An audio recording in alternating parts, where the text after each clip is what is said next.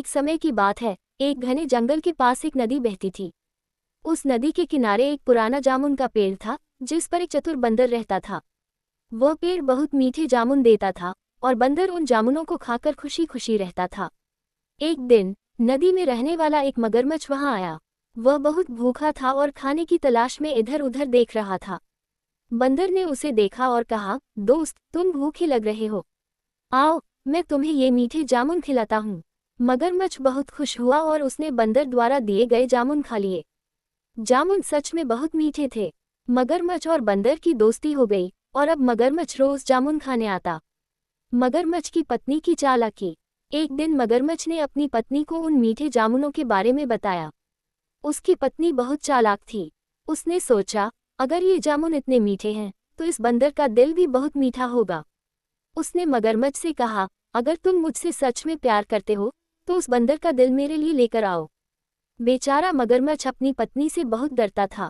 वह मजबूरी में बंदर को धोखा देने के लिए तैयार हो गया। अगले दिन वह बंदर के पास गया और कहा, मित्र, मेरी पत्नी भी तुमसे मिलना चाहती है। क्या तुम मेरे साथ नदी के उस पार चलोगे? बंदर को मगरमच्छ पर पूरा भरोसा था, इसलिए वो खुशी खुशी उसकी पीठ पर बैठ गया। लेकिन जैसे ही मगरमच्छ नदी के बीच में पहुंचा, उसने हंसकर कहा, बंदर भाई, अब मैं तुम्हें खाने वाला हूँ, क्योंकि मेरी पत्नी तुम्हारा मीठा दिल खाना चाहती है। बंदर की चतुराई। बंदर को समझ आ गया कि वह खतरे में है, लेकिन उसने घबराने की बजाय अपनी चतुराई से सोचा। वह बोला, अरे भाई, तुमने पहले क्यों नहीं बताया? मेरा दिल तो जामुन के पेड़ पर ही रह गया। चलो वापस चलते हैं, मैं तुम्हें अपना दिल दे दूंगा। मगरमच्छ को उसकी बात पर भरोसा हो गया और वह तुरंत बंदर को वापस जामुन के पेड़ के पास ले गया।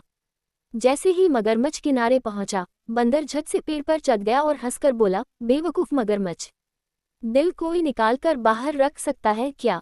तुमने अपनी दोस्ती खो दी। मगरमच्छ को अपनी गलती का एहसास हुआ, लेकिन अब कुछ नहीं हो सकता था।